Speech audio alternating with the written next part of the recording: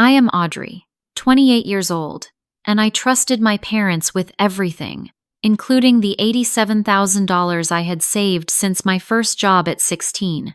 When they called me sobbing about possibly losing our family home, I had no idea they were the reason my decade of hard-earned savings had vanished overnight. The betrayal blindsided me completely, leaving me to question everything I thought I knew about family loyalty. Before I dive into this painful story, let me know where you are watching from in the comments. If my journey resonates with you, please hit that like button and subscribe to join our community of survivors who have learned the hard way that sometimes the deepest wounds come from those closest to us. Growing up in Lakeside, Michigan, a small working-class town where everyone knew each other, I was always the responsible child. Our family of 4 lived in a modest 3-bedroom house that my parents had purchased when they were newlyweds. My father worked as a foreman at the local factory, while my mother taught 3rd grade at the elementary school.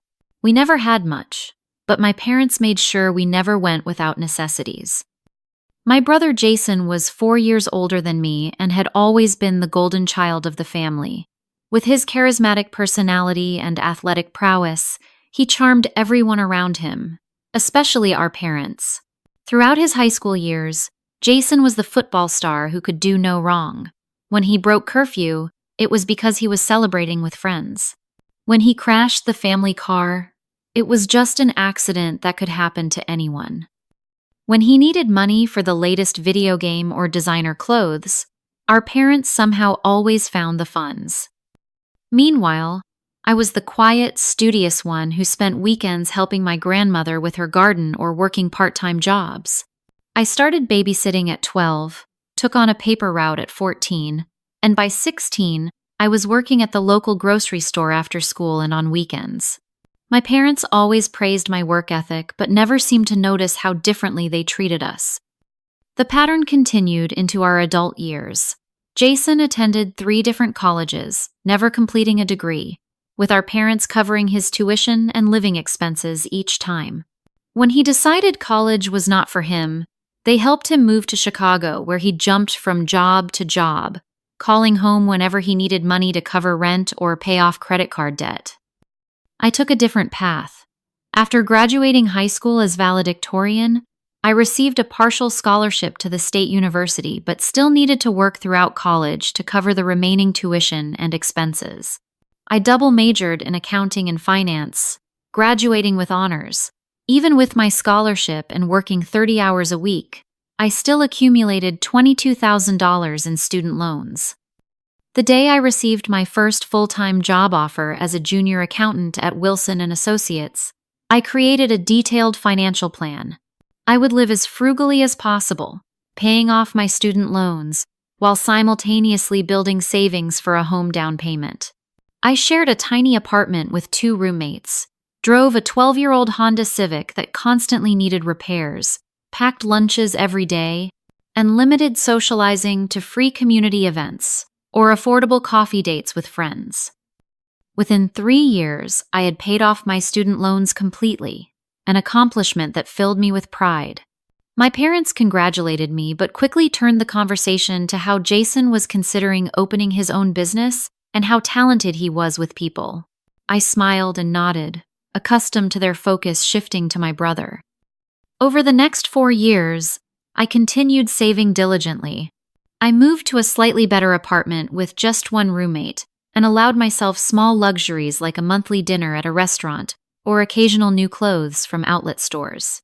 But mostly, I remained focused on my goal, saving enough for a down payment on a modest home of my own. By my 28th birthday, I had accumulated $87,000 in my savings account.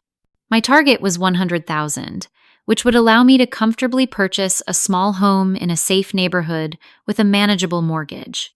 I was so close to achieving my dream that I had started browsing real estate listings online, imagining what it would be like to have a place that was truly mine. My parents knew about my savings. 2 years ago, when I was hospitalized with appendicitis, I had given them access to my accounts in case of emergency.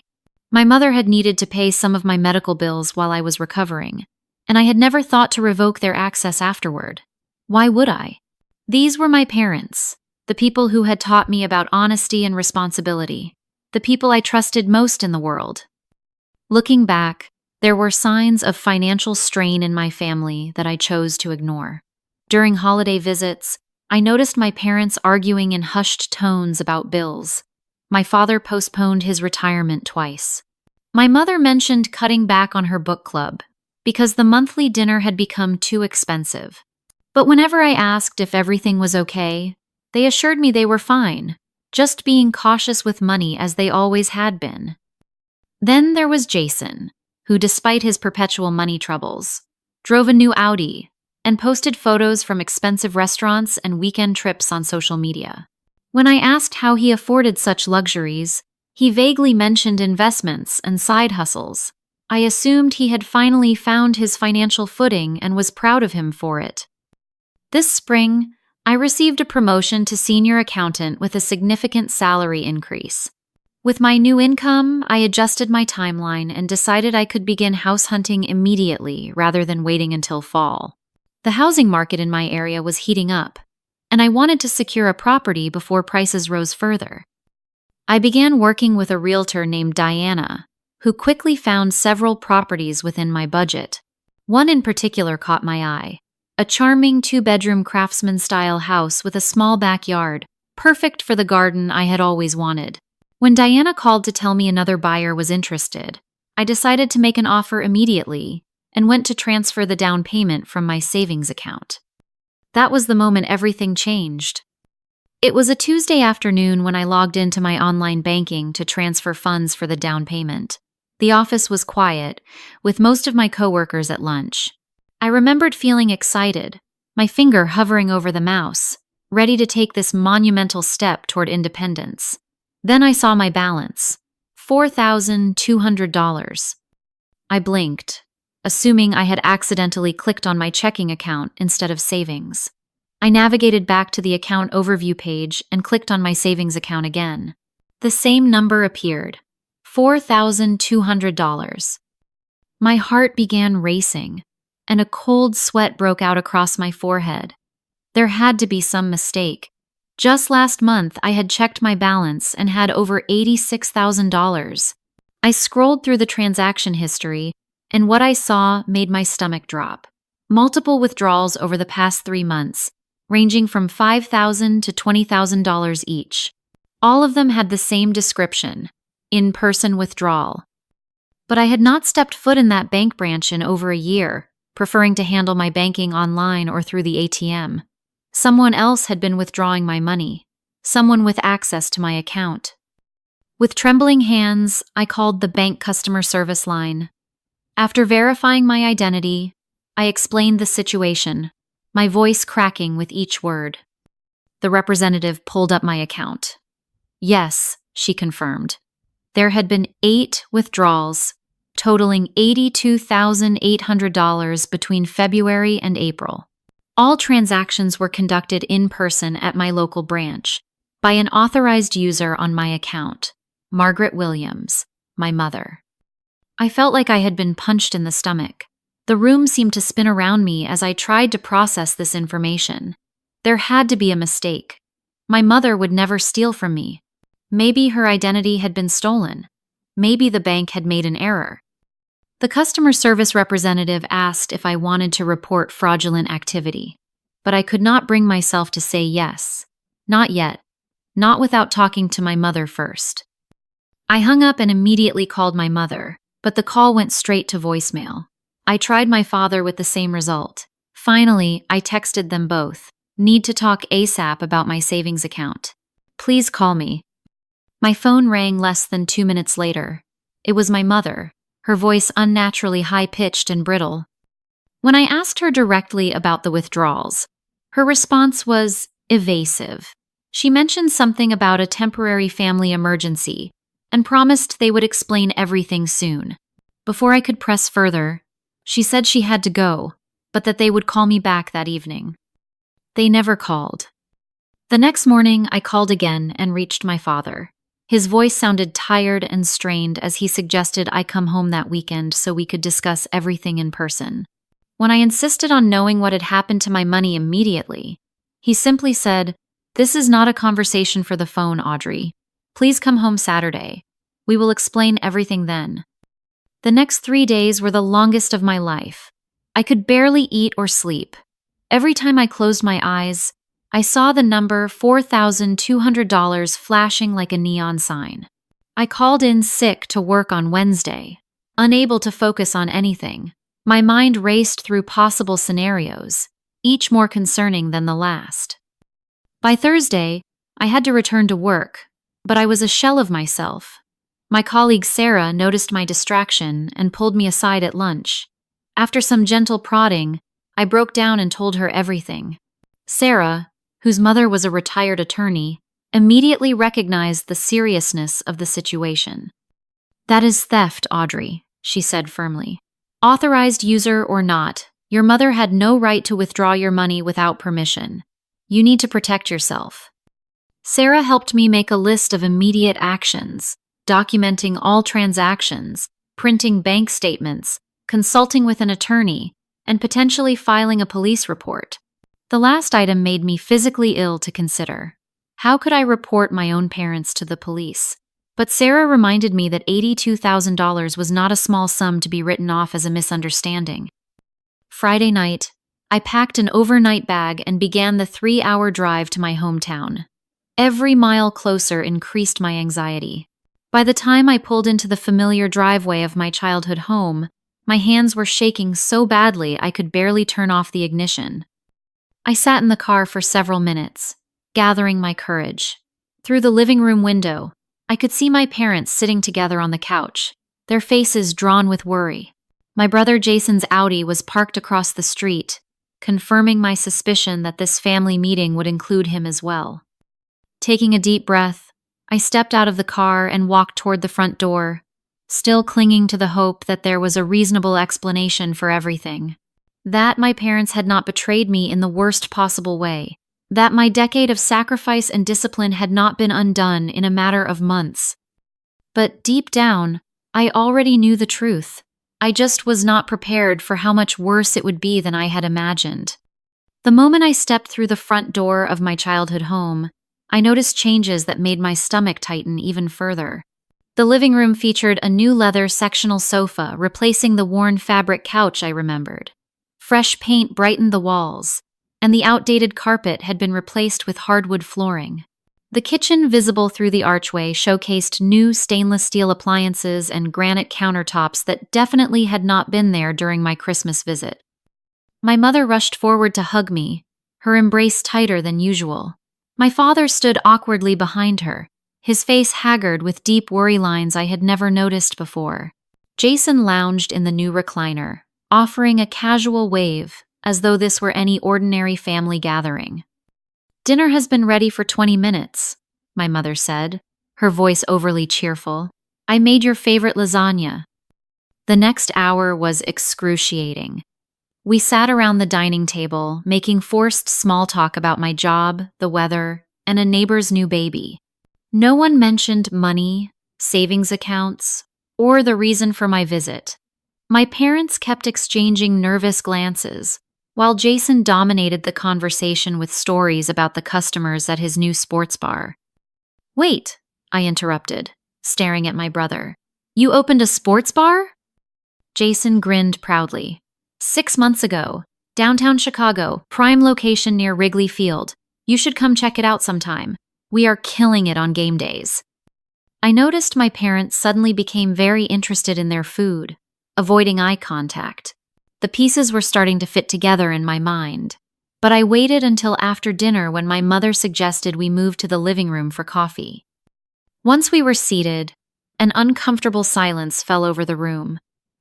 Finally, my father cleared his throat. "Audrey, we owe you an explanation," he began, his voice unsteady.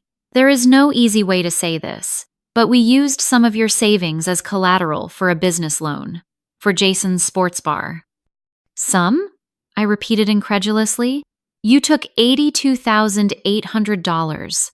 That is 95% of my entire savings." My mother reached for my hand, which I pulled away. "We never meant to touch the money," she insisted, tears forming in her eyes. It was just supposed to be listed as collateral. The bank required it for the loan approval. Jason had investors lined up, but they wanted to see the loan secured first. It was a guaranteed success, Jason interjected. Prime location, experienced manager. Everyone said it could not fail. So what happened? I asked, my voice barely above a whisper. Things got complicated, my father said vaguely. The renovations cost more than expected. Some investors backed out at the last minute. And you decided to use my money instead of telling me? I could feel anger building, replacing the shock and hurt. We were going to tell you, my mother insisted. We just needed to wait until the bar started showing a profit. Then Jason would have paid everything back with interest. You would never have known the difference. The casual way she described their deception stunned me into momentary silence. They had not just borrowed the money, they had planned to hide it from me completely. So why am I finding out now? I finally asked. My parents exchanged another worried look. My father sighed heavily before answering. The bar has not been performing as well as projected, he admitted. There were unexpected expenses, licensing issues, problems with the manager Jason hired. Jason jumped in defensively. It is not my fault.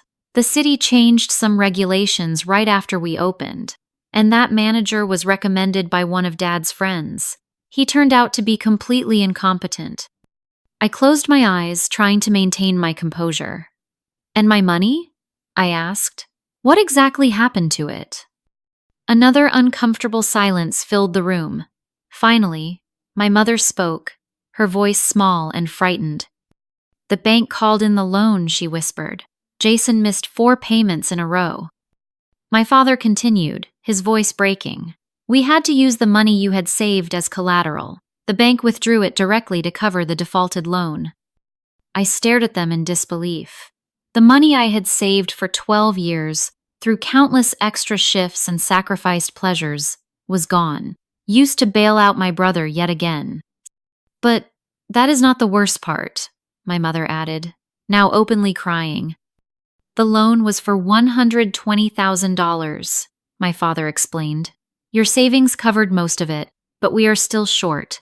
The bank is threatening to foreclose on our house. We put it up as additional collateral. I felt like I was drowning, unable to process the magnitude of their betrayal.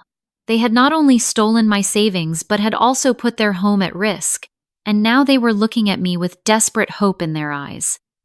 Jason finally spoke directly to me, his tone casual as if asking to borrow $20. So, we were hoping you could help us out. With your new promotion and all, maybe take out a loan to cover the rest? To save the family home? The audacity of their request hit me like a physical blow. They had stolen my dream and were now asking me to sacrifice even more to fix their mistakes. In that moment, I finally saw the truth of our family dynamic, with complete clarity. They had never expected Jason to succeed or be responsible, and they had always expected me to clean up after him, no matter the cost to myself. I excused myself from the living room, claiming I needed to use the bathroom. Instead, I fled upstairs to my childhood bedroom, locking the door behind me. The room remained frozen in time. Same twin bed with its floral comforter, same desk where I had studied for countless exams, same bulletin board covered with academic achievement certificates and honor roll recognitions. I collapsed onto the bed, my body shaking with silent sobs. The physical pain of betrayal felt like being hollowed out from the inside. Every sacrifice I had made flashed through my mind. The 12-year-old car I kept repairing rather than replacing, the tiny apartment with temperamental heating, the brown bag lunches, the declined invitations to concerts and vacations with friends. Meanwhile, Jason had lived with no such restrictions. I remembered his social media posts from just months ago. Courtside basketball tickets, a weekend in Miami, dining at exclusive restaurants. I had assumed he was finally earning good money. Now I realized he had been spending mine. My phone buzzed with a text from my friend Emma. How did it go? Call me if you need to talk. Emma had been my roommate in college and remained my closest friend. She knew every detail of my financial goals and how hard I had worked toward them. With trembling fingers, I called her. When she answered, I could barely speak through my tears. Emma listened patiently as I poured out the whole story, her gasps of disbelief punctuating my narrative. "Audrey, this is not just morally wrong, it is illegal," she said when I finished. "They committed fraud. They stole from you." "I know," I whispered, "but they are my parents. And now they might lose their home." "That is not your problem to fix," Emma insisted. "They made these choices. They prioritized Jason over your future. Again, you do not owe them a bailout." We talked for nearly an hour, Emma helping me process my emotions and consider my options. By the time we hung up, I felt marginally calmer and more resolved to protect myself, even if it meant standing up to my family for the first time in my life. Around midnight, the house finally quiet. I crept downstairs to my father's home office. I needed to see the loan documents for myself, to understand exactly what had happened. The office door was unlocked, and I easily found a folder labeled Jason's Bar on my father's meticulously organized desk. What I discovered made me physically ill. The loan had indeed been for $120,000, but the terms were predatory with an interest rate of 17%. My father had signed as primary guarantor, with my mother as co-signer. Most devastating was a document authorizing the use of my savings account as collateral, featuring a signature that looked like mine but definitely was not. They had forged my signature. There were also bank statements showing how the loan money had been spent. Less than half had actually gone toward the bar renovations and operating costs. The rest had been transferred directly to Jason's personal account or withdrawn as cash. $28,000 for a down payment on his Audi, $12,000 for a vacation to Cabo San Lucas, thousands more for designer clothes, electronics, and restaurants. I photographed every document with my phone, my hands shaking with a mixture of rage and heartbreak. This was not just poor judgment or a well-intentioned mistake. This was deliberate fraud and theft. The next morning, I confronted my brother alone in the kitchen while our parents were still asleep. I showed him the photographs of the bank statements, demanding an explanation for how he had spent the loan that had cost me my savings. At first, he tried to charm his way out of it, claiming the car and other expenses were actually business-related. "Networking is part of owning a bar, sis. You would not understand." When I remained unmoved, his demeanor changed completely. His face hardened as he hissed, "You have always been so self-righteous, so perfect. You can easily save that money again with your fancy job. Why do you have to make such a big deal about this?" "Because it was mine," I responded, my voice steady despite my racing heart. "I earned every dollar of it. You stole my future." He rolled his eyes. "Always so dramatic. It is just money." In that moment, I realized there would never be genuine remorse or understanding from Jason. In his mind, my savings had simply been a convenient solution to his problems, with no consideration for the impact on my life. Over the next week, the pressure from my family intensified. Daily phone calls from my mother, tearfully begging me to help them save the house. My father sending texts about how they would be homeless at their age.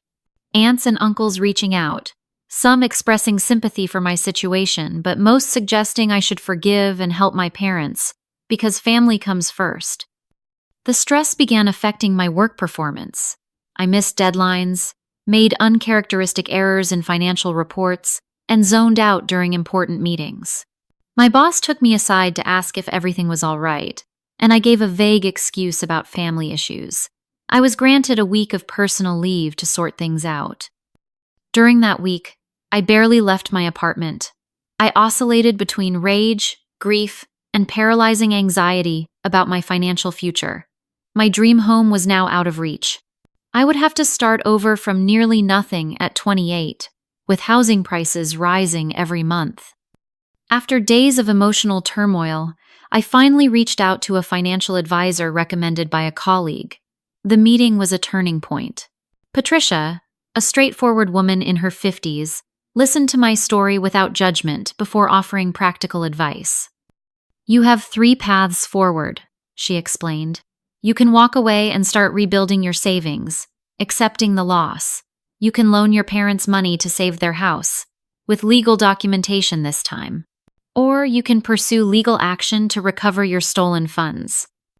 When I expressed concern about the impact of legal action on my family, Patricia looked me directly in the eyes. "Audrey, they did not show that same concern for you when they took your money without permission. Sometimes the kindest thing we can do for those we love is hold them accountable for their actions." Her words resonated deeply. After years of enabling Jason and expecting me to do the same, perhaps what my family needed most was not another bailout, but a hard lesson in consequences. That afternoon, I scheduled a consultation with a lawyer. The law office of Thomas Wilson was located in a converted Victorian house downtown. The interior maintained its historic charm while functioning as a modern legal practice. I felt oddly comforted by the solid oak furniture and walls, lined with law books, tangible symbols of order and justice, when my life felt chaotic and unfair. Thomas himself was younger than I expected, perhaps in his mid-30s, but his confident demeanor immediately put me at ease. He listened attentively as I recounted my story, occasionally asking clarifying questions and taking notes. When I finished, I spread out the photos of the documents on his desk. He examined them carefully before looking up at me with a serious expression. "Audrey, I want to be completely clear about this situation. What your parents did constitutes several criminal offenses: fraud, forgery, and theft. The amount involved makes it grand theft, which carries significant penalties including potential jail time." My stomach clenched at his words. The thought of my parents in legal trouble was devastating, despite their betrayal. "Could we handle this without involving the police?" I asked. "Maybe just a civil case to recover my money?" Thomas leaned back in his chair, considering. "We could pursue a civil judgment, yes. But given what you have told me about your brother's spending habits and your parents' financial situation, collecting on that judgment would be difficult. They simply might not have the money to pay you back." He went on to explain my options, including the possibility of pressing criminal charges, which would involve the police and district attorney. The evidence I had gathered would make a compelling case for prosecution. A year ago, I could never have imagined sitting in a lawyer's office, contemplating legal action against my own family. But the documents spread before me told a story that could not be ignored or excused. This was not a misunderstanding or a desperate act in a moment of crisis. It was a calculated deception carried out over months, with no intention of ever telling me. "I need time to think," I finally said. Thomas nodded understandingly. "Take whatever time you need, but I would advise securing your remaining assets immediately. Change your bank accounts, remove any authorized users, check your credit report, and freeze your credit." I followed his advice that same day, creating new accounts at a different bank and transferring my remaining funds. The bank manager looked concerned when I explained why I needed to close my accounts so urgently, but became genuinely alarmed when I showed her the forged documents. "This is a serious matter," she said. "Our fraud department will need to investigate. The bank may pursue its own action against the parties involved." After leaving the bank, I felt a strange mixture of relief and dread. Practical steps had been taken to protect myself, but the situation with my family was escalating beyond my control. The bank's investigation would proceed regardless of my personal feelings. That evening, I drafted a detailed email to my parents. I explained exactly what I knew about the loan, the forgery, and how the money had been spent. I outlined the potential legal consequences they faced, including criminal charges and civil liability. I made it clear that I would not be providing additional funds to save their house. Their response came within the hour. A phone call from my father, his voice trembling with a combination of fear and indignation. "You cannot seriously be threatening to send your own parents to jail," he said. "After everything we have done for you." His words ignited a spark of anger that had been building inside me for days. "What exactly have you done for me, Dad?" I asked. "You raised me, yes. You provided a home and basic necessities, which is what parents are supposed to do. But as an adult, what support have you actually given me? I worked my way through college. I paid off my own student loans. I saved for my own future, while you poured resources into Jason." "But we are family," he protested. "Family stands together." "Is that what you were doing when you forged my signature? When you took my savings without even asking me? Was that standing together as a family?" His silence spoke volumes. "I do not want to see you and Mom suffer," I continued, my voice softening slightly. "But I cannot fix this for you. Not this time." After hanging up, I sat in my darkened apartment, wondering if I had just permanently damaged my relationship with my parents. The thought brought fresh tears, but also a strange sense of liberation. For the first time, I had advocated for myself instead of accommodating their expectations. The next few days brought an onslaught of reactions from extended family.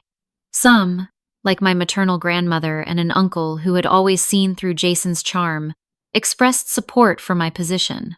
Others were openly hostile, accusing me of being selfish and vindictive. My cousin Amy, who had always been close to Jason, called to tell me I was destroying the family over money. I simply asked her how much of her savings she would be willing to give Jason, which ended the conversation quickly. A week after my initial consultation with Thomas, I made my decision. I would file a police report about the forgery and theft, but express to the authorities that I preferred restitution over incarceration for my parents. I would also formally dispute the bank withdrawals and pursue civil action to recover my funds. When I informed my parents of my decision, my mother broke down completely. Between sobs, she revealed that this was not the first time they had faced financial ruin because of Jason.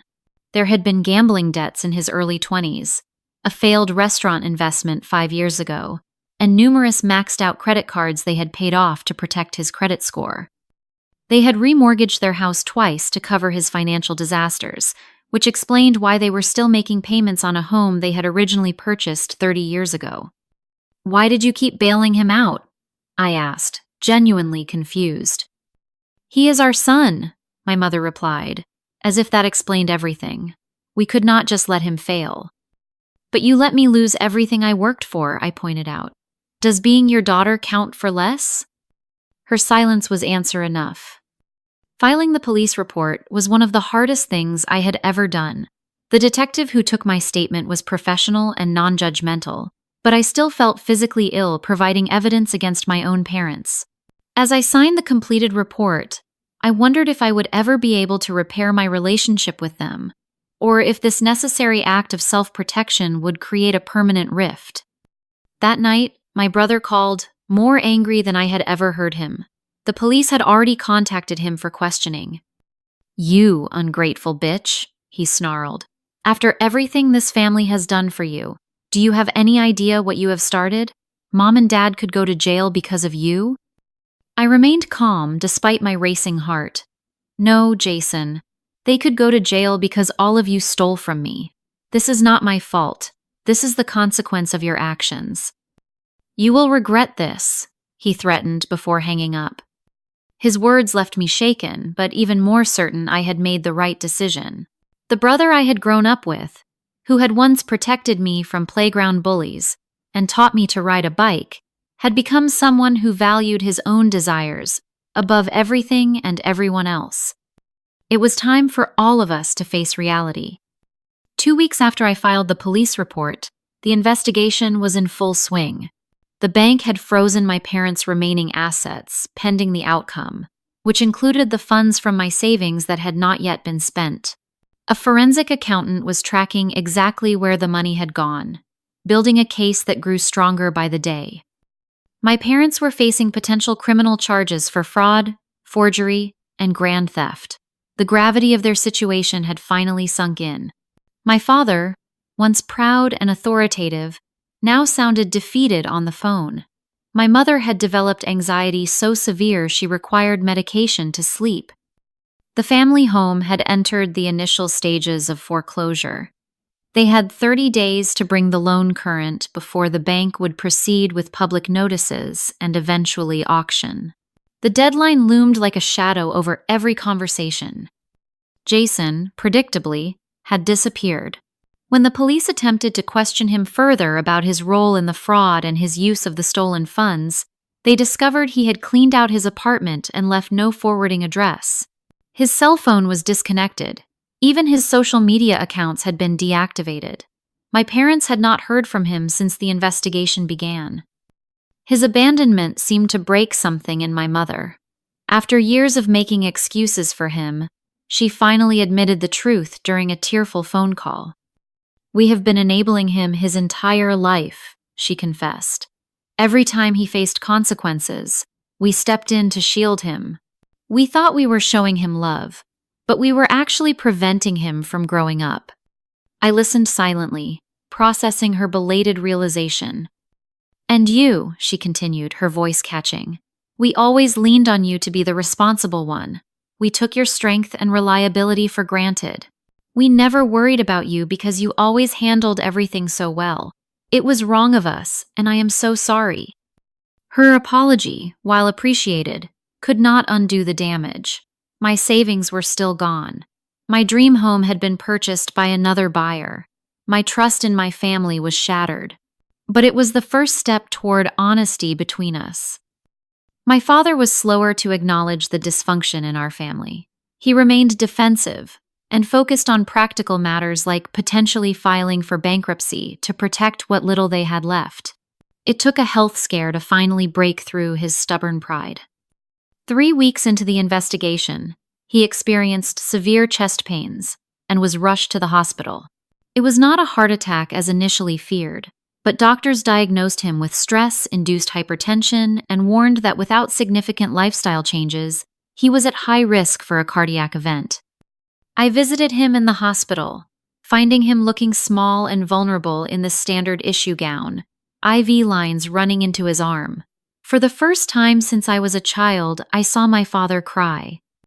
"I have failed as a parent," he said, wiping roughly at his tears. "I thought I was building a safety net for my family, but I was actually weaving a web that trapped all of us. Jason never learned responsibility. You never received the support you deserved. And now we might lose everything." His acknowledgement marked a turning point in our family dynamic.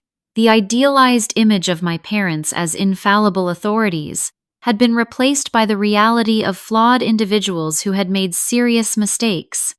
In some ways, this more honest perception allowed for the possibility of a more authentic relationship moving forward. As the investigation continued, I found myself at a crossroads.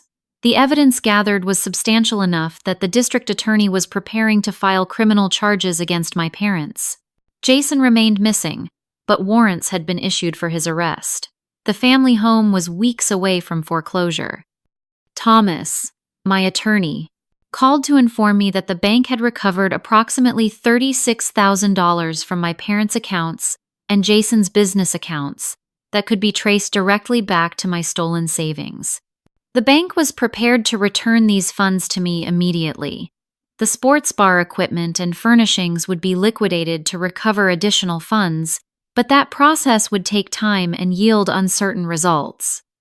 "Do you want to proceed with criminal charges?" he asked. "Given your parents' cooperation and the partial recovery of funds, you could request the DA consider a plea arrangement that might avoid jail time." The decision weighed heavily on me. Part of me wanted justice in its fullest form, a consequence severe enough to match the violation I had experienced. But another part recognized that sending my elderly parents to jail would not restore my savings or heal our relationship. I requested a meeting with my parents before making my final decision. We gathered at my apartment, neutral territory where we could speak freely. They looked years older than they had just weeks earlier, their faces lined with worry and regret. For hours, we talked honestly about the patterns in our family. My mother admitted she had always favored Jason, seeing in him the popular, outgoing child she had wished to be in her own youth. My father confessed that he had projected his own failed business ambitions onto Jason, funding ventures he should have recognized as doomed from the start. I shared how their different treatment of us had affected me. The hurt of watching Jason receive support and bailouts while I worked multiple jobs, the frustration of having my achievements overshadowed by concern for Jason's latest crisis, the profound betrayal of having my financial security sacrificed without my knowledge or consent. By the end of our conversation, we had reached a fragile understanding. They finally saw the full extent of their actions and the damage they had caused. I acknowledged that their mistakes, while severe, had come from misguided love rather than malice. As they prepared to leave, I made a decision that surprised even me. I will talk to the district attorney about a restitution agreement instead of criminal prosecution, I told them. But I have conditions. They listened intently as I outlined my terms: family therapy to address our dysfunctional patterns, complete financial transparency moving forward, and a structured repayment plan for the portion of my savings that could not be recovered through the bank's actions. Most importantly, when Jason eventually resurfaced, they would not bail him out or enable his evasion of responsibility. My father looked at me with a mixture of relief and newfound respect. My mother reached for my hand, which this time I did not pull away. "You are giving us a chance we probably do not deserve," she said softly. "I am giving our family a chance to heal," I corrected her. "Whether we deserve it or not is less important than what we do with it." As they left my apartment that evening, I felt a strange sense of peace despite the uncertainty ahead. For the first time in our family history, truth had replaced pretense. Accountability had replaced enabling, and perhaps most importantly, I had found my voice and the courage to use it. The road ahead would not be easy, but it would be honest, and in that honesty lay the possibility of genuine healing. 1 year after discovering the theft of my savings, I stood in the kitchen of my new home. It was smaller than the one I had originally hoped to buy, located in a less desirable neighborhood, but it was mine. The down payment had come from the recovered funds, supplemented by another year of aggressive saving. My mortgage payments were higher than I had planned, but manageable with careful budgeting. Through the window, I could see the small garden I had planted in the backyard, the vegetable seedlings just beginning to emerge from the soil. Like them, I was putting down new roots, rebuilding my life with a greater appreciation for both resilience and vulnerability. The past year had been transformative for my family in ways I never could have anticipated. The district attorney had agreed to my request for a restitution agreement rather than criminal prosecution. My parents had avoided jail time but were required to complete financial counseling, perform community service, and adhere to a strict repayment schedule for the remaining funds they owed me. They had sold the family home, a painful but necessary step toward financial recovery. The sale had allowed them to pay off the defaulted loan and purchase a small 2-bedroom condominium that better suited their retirement needs. My mother had taken a part-time job at a local bookstore to supplement their income, while my father had joined a retiree volunteer program that utilized his organizational skills. Our weekly family therapy sessions had been challenging but illuminating. Under the guidance of Dr. Marissa Chen, a family therapist specializing in financial trauma, we had excavated decades of dysfunctional patterns. My mother had confronted her tendency to enable Jason at everyone else's expense. My father had acknowledged how his pride and authority had prevented him from admitting financial problems until it was too late. I had recognized my own role in our family dynamic, how my competence and self-sufficiency had sometimes allowed them to focus all their attention on Jason. Jason himself had finally resurfaced 3 months after disappearing. He had been staying with a friend in Milwaukee, working as a bartender under the table while avoiding the consequences of his actions. When he realized that our parents would not be sending him money or hiring him a lawyer, he had reluctantly returned to face the music. The reunion had been tense and tearful. Jason had alternated between defensiveness, charm, and genuine remorse. The district attorney had charged him with fraud and receiving stolen property, but offered a plea deal that included restitution, probation, and mandatory financial counseling rather than jail time. To everyone's surprise, especially mine, Jason had taken his second chance seriously. He had moved into a modest apartment, found legitimate work at a restaurant, and begun making small but consistent payments toward restitution.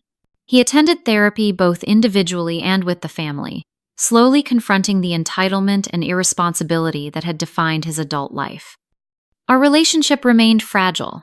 Trust, once broken, could not be instantly restored, but there were moments of genuine connection that gave me hope we might eventually rebuild a healthier sibling bond. As for my parents, our relationship had evolved into something more honest and equal. They no longer saw me as the perpetually capable daughter who needed less support and attention. I no longer viewed them as infallible authorities.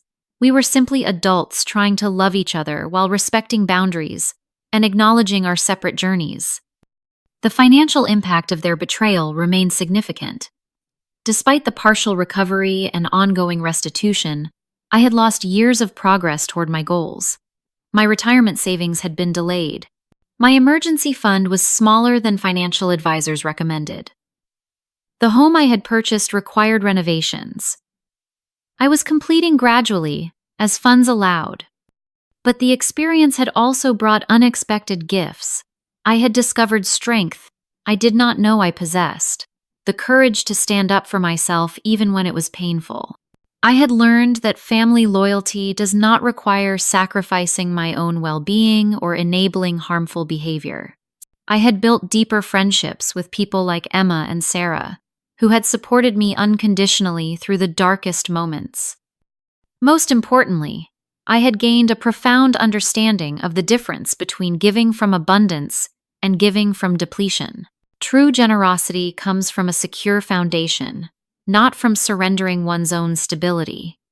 On this quiet Sunday afternoon, as I arranged fresh flowers in a vase my mother had given me as a housewarming gift, my phone chimed with a text message. It was from my father, confirming they would be coming for dinner that evening as planned. Attached was a photo of the check they had just mailed for this month's restitution payment. The simple act of transparency, once unimaginable in our family, now formed the cornerstone of our healing process. No secrets, no unspoken expectations, no sacrifices, without consent. As I prepared the meal we would share, I reflected on how family love, at its healthiest, functions like the roots of the plants in my garden, providing support and nourishment while allowing independent growth, not entangling, not suffocating, but connecting in ways that strengthen rather than diminish. My journey had been painful, but the lessons learned would guide me through future relationships with greater wisdom and clearer boundaries. Trust now came with verification. Love came with respect. And family loyalty included accountability. If you have ever experienced betrayal by those closest to you, I hope my story reminds you that healing is possible, even when the path forward looks nothing like you imagined. Sometimes the deepest wounds become the doorways to our most important growth. Have you ever had to establish difficult boundaries with family members? How did you balance self-protection with maintaining relationships? Share your experiences in the comments below. If this story resonated with you, please like and subscribe to support more stories of resilience and healing. And remember, protecting your own well-being is not selfish. It is the foundation that allows you to truly be present for others. Thank you for joining me on this journey, and I wish you strength and clarity in your own.